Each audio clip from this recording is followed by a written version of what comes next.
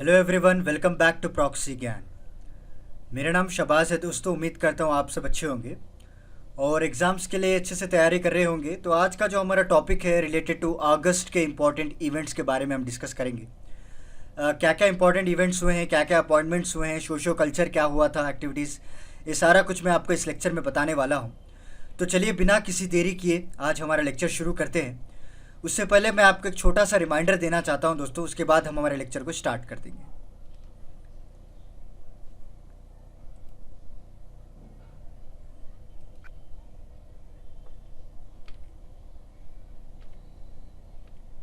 Hi, this is Veronica. अब आप मेरे साथ one on one zoom session book कर सकते हैं कॉम्पिटिटिव एग्जाम काउंसलिंग के लिए। जिस तरह आपके बहुत सवाल रहते हैं कि कॉम्पिटिटिव एग्जाम्स के लिए क्या ऑप्शनल लिया जाए, आंसर राइटिंग कैसे किया जाए, उसके लिए मैं आपको काउंसलिंग दूंगी आपके पर्सनल स्ट्रेंथ्स और वीकनेस पे based. So see you there only on proxygyan.com। Thank you. तो जैसा कि आप सभी लोगों ने देखा, हमारे जो एक्सपर्ट एजुकेटर है वेरोनिका जी, उनके ज़रिए से जो है आपको एग्जामिनेशन काउंसलिंग दी जाएगी। हमारा वेबसाइट है www.proxygyan.com। वहाँ पे जाइए, सारी डिटेल्स आपको मिल जाएंगे दोस्तों, और अपने टाइम और रिक्वायरमेंट के हिसाब से आप इस सेशन को बुक कर सकते हैं। तो चलिए आज का लेक्चर शुरुआत करते हैं। तो इकोनॉमिक्स की बात करें तो 12 अगस्त के दिन यूके की जो इकोनॉमी है वो रिसेशन मोड में जा चुकी है दोस्तों। देखिए, बेसिकली रिसेशन का मतलब क्या होता है? Contraction, right? कॉन्ट्रैक्शन हम कह सकते हैं उसको।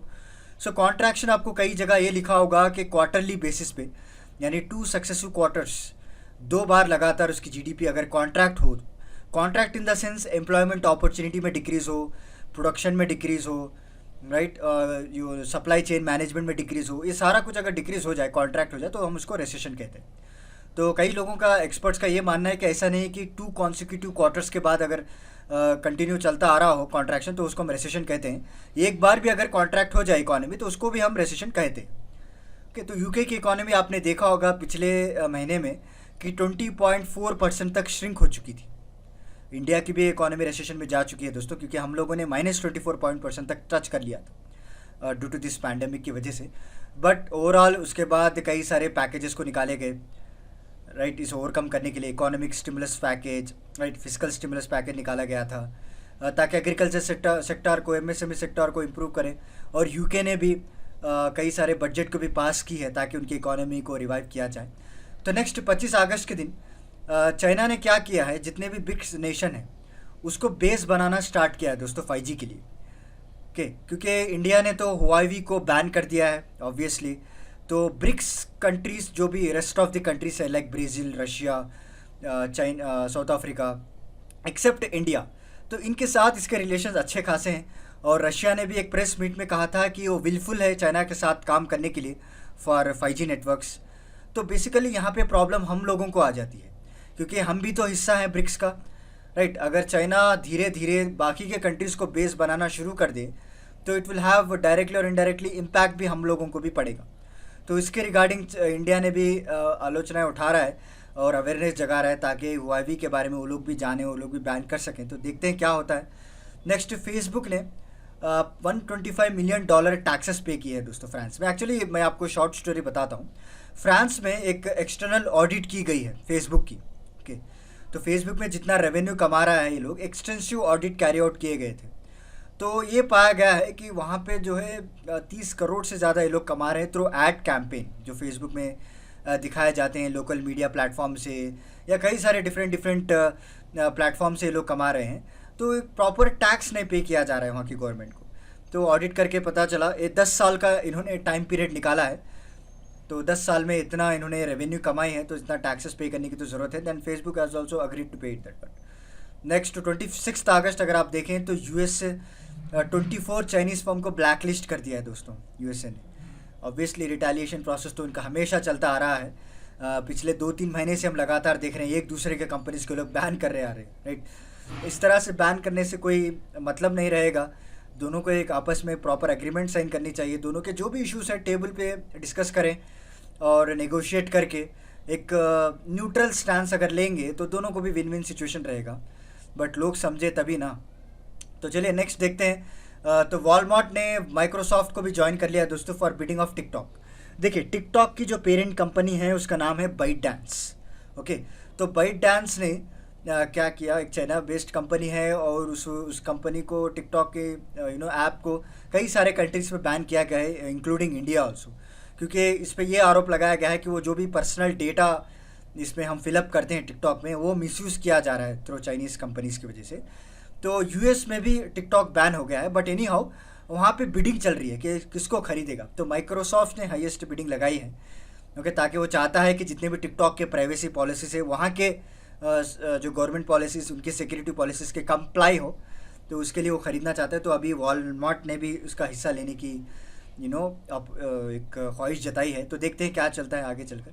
नेक्स्ट, वियतनामीज सिटी अपने पूरे पॉपुलेशन को कोरोना वायरस टेस्ट करने की जिम्मेदारी उठाई। इट्स वेरी गुड, ताकि पता चलेगा उनको कितने सारे केसेस हैं, प्रॉपर लॉकडाउन लगाने में, प्रॉपर पॉलिसीज़ फॉर्म करने के लिए, क्योंकि जितने टेस्ट आप करेंगे आपको पता चलेगा कौन सा सेक्टर, कौन सा एरिया ज़्यादा इफेक्ट हुआ है, उसमें प्रॉपर स्टेप्स आप ले सकते हैं। नेक्स्ट, 3 अगस्त के दिन चाइना ने न्यूजीलैंड के साथ, ऑस्ट्रेलिया के साथ एक ट्रीटी को कैंसिल कर दिया दोस्तों, यानी सस्पेंड कर दिया।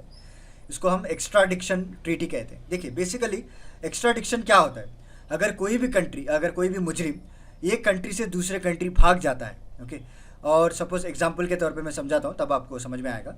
हमारे इंडिया में जो विजय माल्या है और Nirav Modi, so they have flown away to London, okay, वहाँ पे जाके बस गए। सो एक्चुअली वो मुजरिम है हमारे इंडिया के। तो अगर हम दोनों के बीच में अगर एक्स्ट्राडिक्शन ट्रीटी हो, अगर साइन की गई हो, तो वो कंट्री जो है वो हम लोगों को वापस देंगे, इन लोगों को, ताकि हमारे इंडियन जुरिडिक्शन के अंदर इनको प्रॉपरली चार्ज किया जाए। ये एक्स्ट्राडिक्शन ट्रीटी कहा जाता है। तो न्यूजीलैंड और ऑस्ट्रेलिया के जो एक्स्ट्राडिक्शन ट्रीटी साइन की गई थी चाइना के साथ, वो कैंसिल कर दी गई थी, क्योंकि न्यूजीलैंड और ऑस्ट्रेलिया जो चाइना का जो क्लेम है साउथ चाइना सी पे, उसको कंडेम कर रहे हैं दोस्तों, ओके। और इन्होंने कई सारे वेस्टर्न कंट्रीज़ का भी साथ दिया है रिगार्डिंग दिस हांगकांग जो नेशनल सिक्योरिटी लॉ पास किया गया था, right. Next, hurricane Isaias make landfall in north Carolina, US में है, इतना इंपॉर्टेंट नहीं है न्यूज़। नेक्स्ट, जनरल जो मैंने आपको बताया था पहले लेक्चर में भी हमने डिस्कस किया था, first black air force chief of staff, जिनका नाम है चार्ल्स ब्राउन जूनियर, ओके। ये दोबारा से आ गया है point, but it's very good, revision भी हो जाएगा आपको। Next, M राजापक्षना win the majority in Sri Lanka parliamentary poles दोस्तों। तो महिंदा राजापक्षना और जो वहाँ के प्राइम मिनिस्टर एंड प्रेसिडेंट आपको गोटाबाया राजापक्षा, ब्रदर्स पार्टी वहाँ पे चल रही है अभी, राइट। इन्होंने रिसेंटली पार्लियामेंट्री पोल्स में ह्यूज मेजॉरिटी से वहाँ पे जीता है। और आगे मैं आपको बताऊंगा 20th अमेंडमेंट बिल भी इन्होंने पास की है, आई थिंक नेक्स्ट मंथ के करंट अफेयर्स में आएगा वो। तो 9 अगस्त ने मॉरिशस इमरजेंसी डिक्लेयर की है दोस्तों ओवर फ्यूल स्पिल।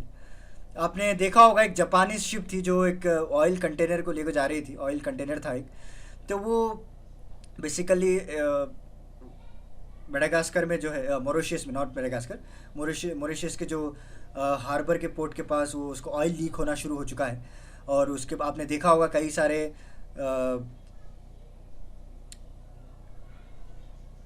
कई सारे, जस्ट अ सेकंड दोस्तों, आई थिंक कुछ इशू आ गया है यहाँ पे।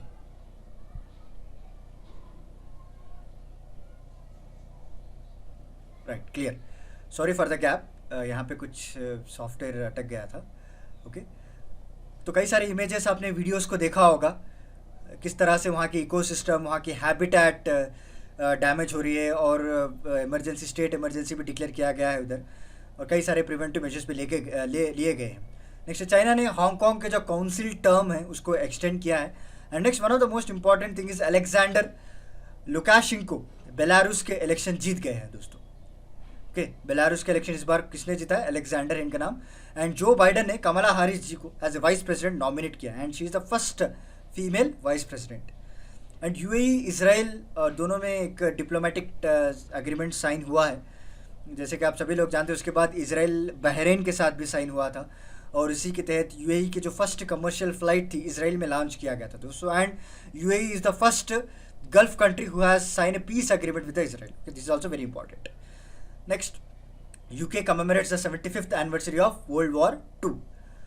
परसों में हाल ही में यूनाइटेड नेशन का भी 75th एनिवर्सरी हुआ है, और यूके का भी, यूके का जो वर्ल्ड वॉर है, नॉट यूके का, वर्ल्ड वॉर 2 का जो एनिवर्सरी, उसका 75th एनिवर्सरी हुआ है। Next, Kamala Harris has appointed Sabrina Singh has her press secretary, this is very important point to be noted down, appointment का है ये। नेक्स्ट, यूएई ने एक अपना जो फर्स्ट अरब न्यूक्लियर प्लांट है उसको पावर ग्रिड से कनेक्ट किया है। इसका नाम है Baraka nuclear plant. Okay, power grid से कनेक्ट करने का मतलब क्या है? देखिए, उनके ऑपरेशंस को फाइनली स्टार्ट करना। ओके, जो सेंट्रीफ्यूज होते हैं उसको कनेक्ट करना ताकि वो इलेक्ट्रिसिटी जनरेट कर सकें, न्यूक्लियर पावर को जनरेट कर सकें। और इनका ये दावा है कि आने वाले कुछ दिनों में they will generate the 25% of electricity from this nuclear plant. Actually ये जो प्लान था 2017 में ही स्टार्ट हो चुका था, but due to this economical concerns हर हमेशा रहते हैं हर कंट्री में, तो उसकी वजह से डिले हो गया है। Finally they have started their nuclear plant. Next, Democrats ने ऑफिशियली जो बाइडन जी को यूएस का प्रेसिडेंट डिक्लेयर कर दिया है and Chrystia Freeland became the Canada's first female finance minister. दोस्तों, this is also one of the most important thing to be noted down. Canada के जो पहले फीमेल फाइनेंस मिनिस्टर है उनका नाम है Chrystia Freeland. And China launches warship for Pakistan navy on 24 अगस्त, क्योंकि एक अग्रीमेंट साइन हुई थी दोनों के बीच में। इसके तहत 4 एडवांस वॉरशिप दिए जाएंगे चाइना के द्वारा पाकिस्तान को। तो आई थिंक इसका नाम P1054 इस तरह से नाम है। एंड अभी हाल ही में जनवरी की अगर बात करें तो दूसरी एडवांस शिप भी इसको डिलीवर की गई है पाकिस्तान को। नेक्स्ट, गाज़ा डिक्लेयर्स लॉकडाउन और इसराइल ने हिजबुल्लाह पोस्ट के ऊपर अटैक कर दिया है। आपने सोशल मीडिया में देखा होगा, एक वीडियो भी सर्कुलेट हुआ है, हिजबुल्लाह के पोस्ट के ऊपर अटैक किया। और इनका ये कहना है कि इजरायली मिलिट्री उनके ट्रूप्स के ऊपर इनके द्वारा अटैक किया गया है, तो तभी जाकर इन्होंने रिटेलिएट की है। सारा हिजबुल्लाह जो जितना भी अड्डा है उनका पोस्ट उसको उड़ा दिया गया था इजराइल मिलिट्री के द्वारा। Next, hurricane Laura USA Gulf coast में की तरफ जा रहा है and it was landfall also over there. Next important thing, Israel की जो पहली फर्स्ट कमर्शियल फ्लाइट है वो यूएई में लॉन्च हो गई है। This is also very important. एक गुड गेस्चर दो कंट्रीज़ के बीच में फॉर्म हुआ है। Next, Turkey to hold exercise near Cyprus coast. और चाइना ने वुहान में स्कूल्स ओपन करने की बात की है अगस्त को ही, क्योंकि वहाँ पे सारा वायरस कंटेन कर चुके थे लोग, सारी दुनिया के फैलाकर अपने आप को सेव कर लिए थे लोग। नेक्स्ट, अफगान प्रेसिडेंट गनी अशरफ गनी जो है, इन्होंने काउंसिल बनाने की बात की है ताकि जो भी डीलिंग चल रहे हैं इन दोनों के बीच में, क्योंकि आपने सुना होगा कि यूएस ने इंटरवीन कर एक Afghan Taliban peace deal sign करवाई है। तो उसका जितना भी एडमिनिस्ट्रेटिव वर्क है, जो प्रोसेस है, एक काउंसिल के द्वारा, एक प्रॉपर मैकेनिज्म के द्वारा हो, तो इसीलिए उन्होंने काउंसिल को इस्टेब्लिश किया है। नेक्स्ट, 31 अगस्त मुस्तफ़ा अदीब लेबनान के प्राइम मिनिस्टर बनाया गया है। This is very important. Now the present prime minister of Lebanon is Mustafa Adib. Next, USA to launch the merit based immigration system. दोस्तों, तो मेरिट के बेस आपको immigration system launch किया गया है। And next, socio culture is nothing but UK to issue coin to honour Gandhi ji. एक ज़माने में ब्रिटेन हमारे इंडिया के ऊपर रूल किया करता था, और हमारे ग्रेट फ्रीडम स्ट्रगल के ऊपर आज कॉइन को इशू करना इट्स वेरी ऑनरेबल बात है हमारे लिए, इंडियंस के लिए। साइंस एंड टेक्नोलॉजी की बात करते हैं। यूएई ने बराका अरब फर्स्ट न्यूक्लियर प्लांट को अनाउंस कर दिया है, अभी वो चालू कर दिया है, जैसे मैंने आपको बताया अभी। नेक्स्ट, 13 अगस्त को इसराइल ने एडवांस मिसाइल डिफेंस सिस्टम को सक्सेसफुली टेस्ट किया है। दोस्तों, कई सारे ऐसे टेस्ट चलते आ रहे हैं, और इंडिया और इसराइल ने भी बढ़ चढ़कर हिस्सा लिया है स्पेस और डिफेंस सेक्टर में। कई सारे एग्रीमेंट्स भी हमारे दोनों के बीच में साइन किए गए हैं। Israel play one of the most important part in our space and defence industry also. Next, computer scientist and pixel inventor जिसका नाम रसल किर्स है, इनका निधन हो गया दोस्तों हाल ही में। ये भी एक बड़े इन्वेंटर है, जो पिक्सल आप देख रहे हैं आज, तो इसको इन्वेंट किया गया था हमारे रजल भाई के द्वारा। और चाइना ने सक्सेसफुली लॉन्च किया है एक रिमोट सेंसिंग सैटेलाइट को। नेक्स्ट आते हैं बिनी फैक्ट को। इसराइल और यूए के बीच में जो पीस एग्रीमेंट साइन किया गया था उसके बारे में मैं आपको थोड़ा बता देता हूँ। तो 13 अगस्त के दिन इस एग्रीमेंट को साइन किया गया था दोस्तों। ट्रीटी ऑफ पीस दोनों के बीच में हुई थी और वाइट हाउस में इसे ऑफिशियली साइन किया गया था, और यूएई के पार्लियामेंट में अक्टूबर 19 को इसको रेटिफाई कर दिया गया है पार्लियामेंट में भी। So according to the deal क्या है, यूएई जो फर्स्ट गल्फ कंट्री है, वो एक फॉर्मल डिक्लेरेशन, एक फॉर्मल रेगुलेशन, एक डिप्लोमेसी बनाए रखेगा विद स्टेट ऑफ इसराइल। और उसके बदले में इसराइल ने जो एनेक्स करने की बात की गई थी, फ़लस्तीन के जो वेस्ट बैंक थे उसको एनेक्स करने की बात की गई थी थोड़े दिन पहले, आपने वो भी न्यूज़ पे पढ़ा होगा, तो उसको रोक देगा अभी वो एक रिटर्न है गेस्चर। तो ये दोनों अग्रीमेंट्स इसके तहत साइन किए गए थे। तो चलिए आगे बढ़ते हैं। This is about today's lecture, okay. And उम्मीद करता हूँ आपको अच्छा लगा होगा। कि कोई भी डाउट हो तो आप कमेंट सेक्शन में पूछ सकते हैं, मैं उसका आंसर करूँगा, ओके। चलिए मिलता हूँ मैं आपको अगले लेक्चर के साथ कुछ इंटरेस्टिंग टॉपिक के साथ। तब तक के लिए धन्यवाद दोस्तों।